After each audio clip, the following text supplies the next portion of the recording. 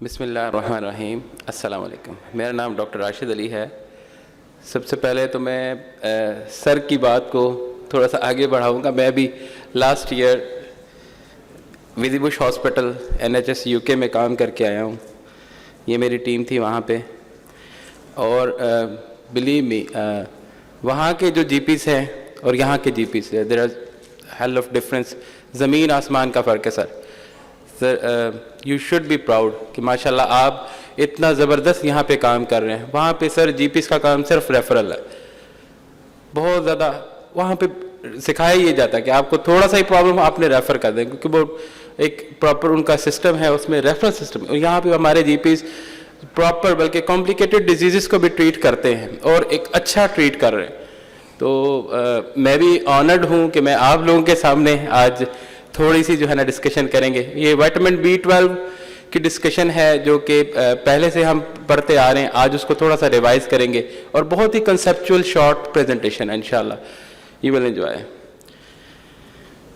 Vitamin B12 sir water soluble vitamin है और 2.4 microgram इसकी एडल्ट डोज है। अगर एल्डरली पेशेंट है तो फिर 100 to 400 माइक्रोग्राम इसकी डोज है। और मेनली ये पोल्ट्री और एनिमल फूड्स में ये होता है, ऐसे एनिमल प्रोटीन्स हैं, गोश्त वगैरह, अंडे, दूध, इसमें होगा। अच्छा, ये है विटामिन B12 की एब्जॉर्प्शन। ये इसको इसलिए समझना जो है ना ज़रूरी है कि इसके साथ ही हमें पता चलेगा कि इसकी कॉजेज़ क्या है, विटामिन B12 की डेफिशिएंसी कॉजेज़। तो ये सब ने पढ़ा ही होगा, बस एक रिवीजन है। B12 जब हम लेते हैं तो सलाइवरी ग्लैंड में हेप्टोकोरिन प्रोटीन है, उसके साथ बाइंड करती है, जिसके साथ उसके बाद ये स्टमक में जाती है। स्टमक में आपको पता है पाइटल सेल्स HCl भी सिक्रीट करते हैं और इंट्रिंसिक फैक्टर भी सिक्रीट करते हैं। यहाँ से हेप्टोकोरिन और B12 का कॉम्बिनेशन स्टमक से होके ड्यूडेनम में, स्मॉल इंटेस्टाइन में जाएगा। स्मॉल इंटेस्टाइन में पैंक्रियाटिक एंजाइम्स जो होंगे वो इस जो कॉम्प्लेक्स हेप्टोकोरिन B12 कॉम्बिनेशन जो इसका कॉम्प्लेक्स है, इसको ब्रेक करेंगे।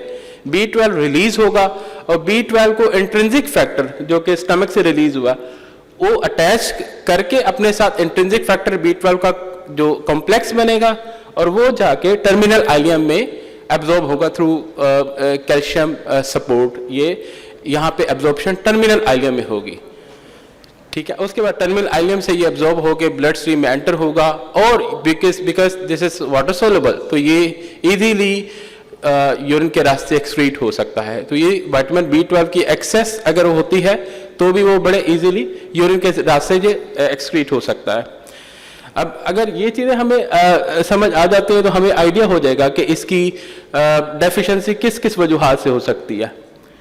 मिसाल के तौर पर सबसे पहले तो है स्ट्रिक्ट वेजिटेरियन है, जो गोश्त नहीं खाते, वो एनिमल प्रोटीन नहीं लेते, उनमें प्रॉब्लम हो सकती है।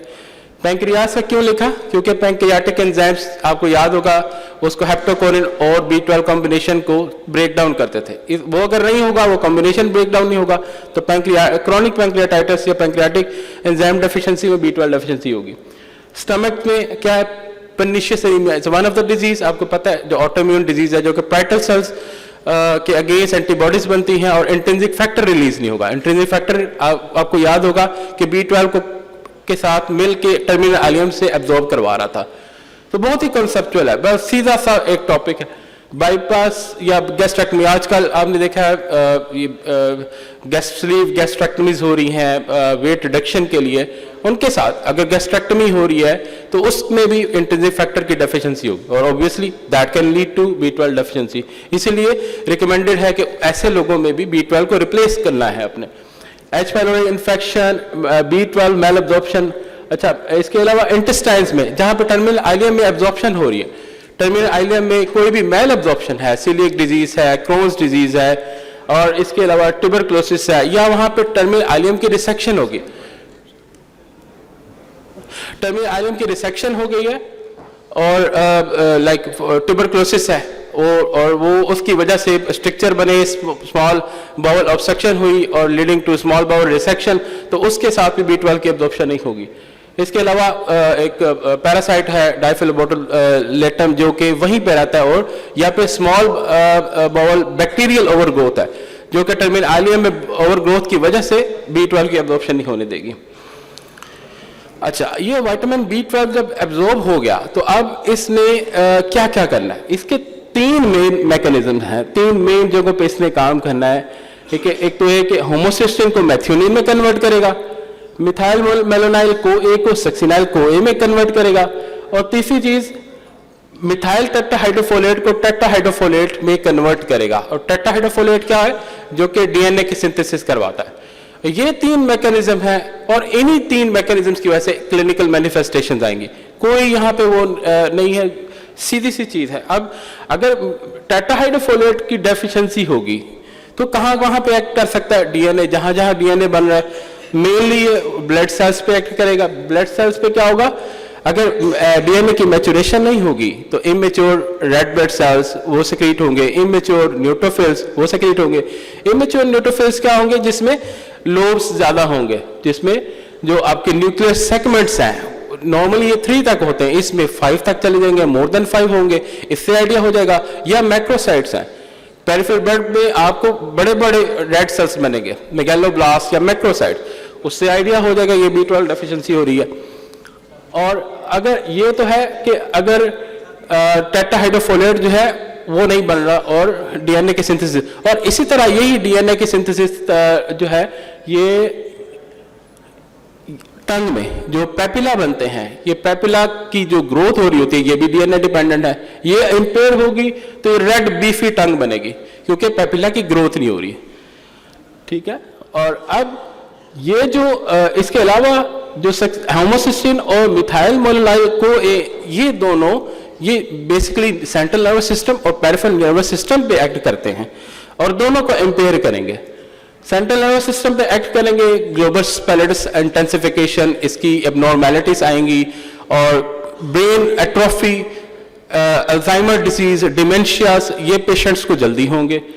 और इसके अलावा पेरिफेरी पे एक्ट करेगी, एक्सोनल डिजेनरेशन कराएगी और माइलिन की डिस्टेबलाइजेशन कराएगी, जिसकी वजह से पेशेंट को पेरिफेरल जो पैरेस्थीसिया, बर्निंग, ये सारी चीजें आएंगी।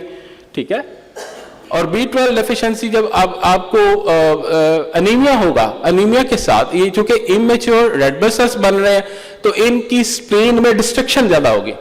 स्प्लीन में जब डिस्ट्रक्शन ज्यादा होगी तो बिलिरुबिन बढ़ेगी।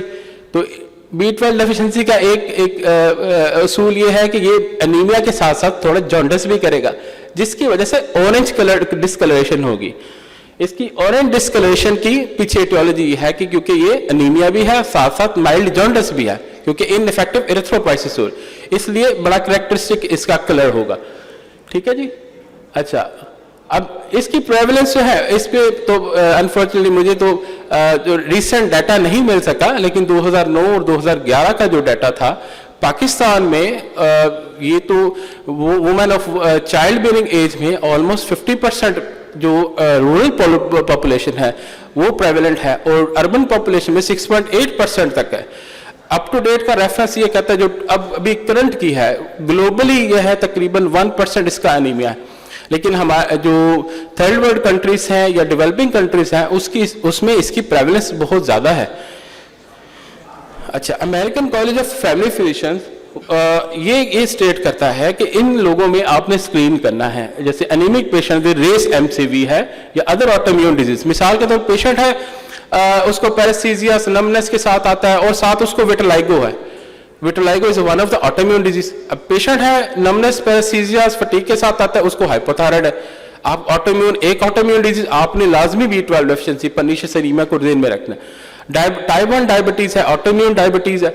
ठीक है, एडिसन्स का पेशेंट है, कोई भी और ऑटोइम्यून डिजीज है तो आपने साथ अगर ये पेशेंट इस कंप्लेंट्स के साथ आता है, आप CBC करा के देखें, उसमें अगर मैक्रोसिटिक एनीमिया आता है तो ये पर्नीशियस एनीमिया की तरफ जा सकता है।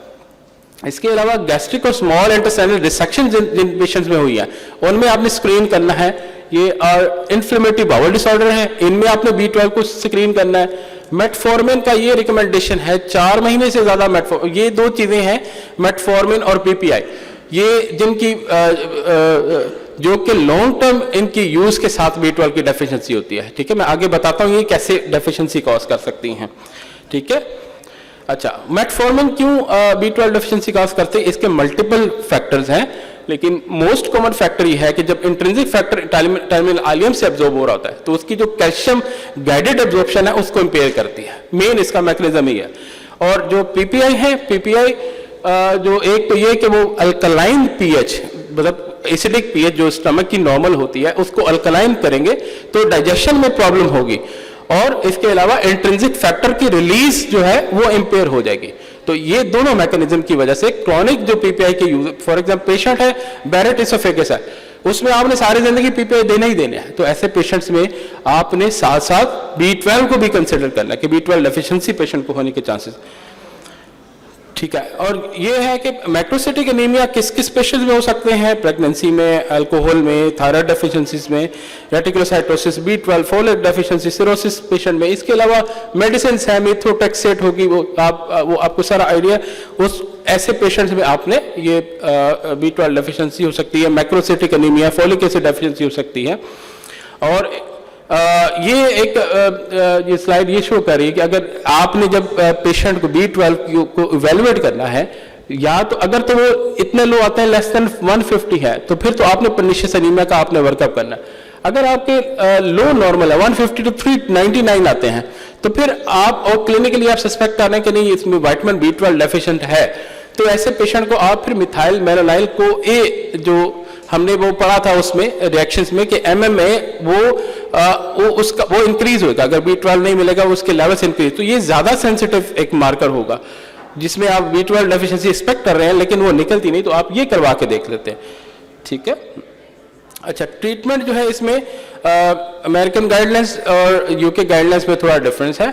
तो ये यूके गाइडलाइंस है, अगर तो आपके न्यूरोलॉजिकल सिम्टम्स आ रहे हैं या न्यूरोलॉजिकल सिम्टम्स नहीं आ रहे, अगर नहीं आ रहे हैं तो फिर वो कहते हैं injection 3 times per week for 2 weeks, और अगर न्यूरोलॉजिकल सिम्टम्स आ रहे हैं तो injection every other day for 3 weeks until the symptoms subside.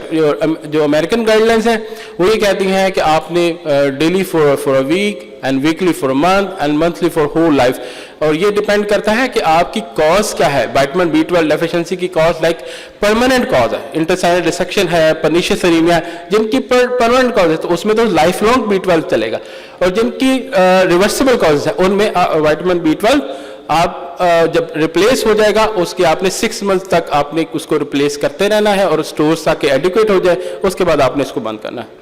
अच्छा, ये इंपॉर्टेंट चीज ये है, एक ये मैं चाहूंगा कि ये टेक होम मैसेज ये होना चाहिए कि जब फोलेट डेफिशिएंसी और B12 दोनों आप एक्सपेक्ट कर रहे होते हैं एक पेशेंट में, तो उसमें B12 को आपने रिप्लेस पहले करना होता है। ये बहुत इंटरेस्टिंग है कि जब फॉलिक एसिड दिया जाता है, फॉलिक एसिड अपने जो रिएक्शंस के लिए, अपनी काम के लिए B12 की जरूरत उसको होती है, और B12 अगर पहले से डेफिशिएंट है और हम फॉलिक एसिड देते हैं तो B12 पूरा यूटिलाइज होगा, जिसकी वजह से पेशेंट को B12 डेफिशिएंसी के साइड इफेक्ट्स बढ़ सकते हैं, like subacute combined degeneration spinal cord का की वर्सनिंग हो सकती है। अच्छा, ये FDA अप्रूव्ड इंडिकेशंस हैं किन किन लोगों में आपने B12 देना है, ठीक है। इसमें आप देखें लॉन्ग टर्म मेटफॉर्मिन यूज है, इसे 4 months से ये FDA अप्रूव्ड है कि आप मेटफॉर्मिन यूज अगर 4 महीने से ज्यादा दे रहे हैं तो भी आपने B12 को आपने रिप्लेस करना है। क्रॉनिक एसिड रिड्यूसिंग मेडिकेशन, इसमें PPI भी है और H2 रिसेप्टर ब्लॉकर भी है, ठीक है। ये सारी इंडिकेशंस है जिसमें आपने B12 को आगे रिप्लेस करना है। अच्छा, अब ये जो कन्वेंशनल डोजेज जो B12 है, क्या ये रिक्वायरमेंट पूरी करती हैं? नहीं, क्योंकि उसकी वजह क्या है कि एक तो इंट्रिंसिक फैक्टर पे डिपेंड करता है, फर्स्ट पास मेटाबॉलिज्म की वजह से 50% बायोअवेलेबिलिटी होती है, और मेटफॉर्मिन अगर ले रहे हो तो पेशेंट सही तरह एब्जॉर्ब नहीं कर पाते। तो इसलिए जो आज जो लेटेस्ट है B12 ऑफ सबलिंगुअल B12 है, जिसके पॉजिटिव इम्पैक्ट्स क्या है कि ये फर्स्ट पास मेटाबॉलिज्म नहीं होगा, ठीक है, और रैपिडली एब्जॉर्ब हो सकता है,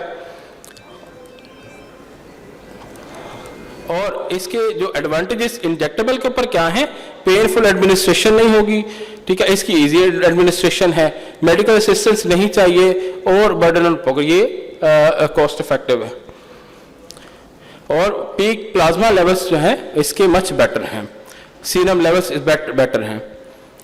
अच्छा, इसमें जो है ना मैं ये चाहूँगा कि जो एक तो ये कि हमारे पास स्टडीज़ ये अभी बिल्कुल 2019 के बाद स्टार्ट हुआ है और हमें स्टडीज़ जो है ना और चाहिए। इंटरनेशनल मैंने 3-4 जो स्टडीज़ देखे जिसमें ये सबलिंगुअल B12 ऑथर के वर्डिंग है बाकायदा कि सबलिंगुअल B12 इक्वल और बेटर देन पैरेंटल B12। लेकिन इसमें मैं ये चाहूँगा कि अभी हमें बहुत सारी अभी स्टडीज़ और चाहिए, हमें लोकल लेवल पे भी स्टडीज़ चाहिए, क्योंकि हमारे इधर अभी तो हमें प्रेवलेंस ही नहीं पता पड़ा। तो प्रेवलेंस के साथ हम एक तो देखें। अच्छा, जो टेक होम मैसेजेस मैं ये चाहूँगा कि एक तो ये B12 अंडर डायग्नोस्ड एक कंडीशन है B12 डेफिशिएंसी, इसको हम एक तो हम डायग्नोज करें, जो भी सिम्टोमेटिक आ जाते हैं, या फिर हमारे पास जैसे मेटफॉर्मिन यूज़ है 4 महीने से ज़्यादा, और या फिर PPI क्रॉनिक यूज है, हम ऐसे पेशेंट में B12 जरूर सोचे, B12 डेफिशिएंसी। और ये पेशेंट जनरल जो सिम्टम्स के साथ आ रहे हैं, ये बड़ा कॉमनली हम सब देख रहे होंगे ऐसे पेशेंट हैं, तो हम इनको स्क्रीन करें B12 के लिए।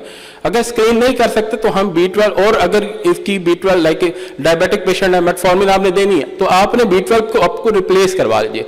तो और जो एक मेरा मैसेज ये होगा कि जैसे फॉलिक एसिड का मैंने आपको कोर्स की, अगर दोनों इकट्ठी आप सोच रहे हैं तो आपने B12 पहले रिप्लेस कीजिए, आप फॉलिक एसिड बाद में रिप्लेस कीजिए।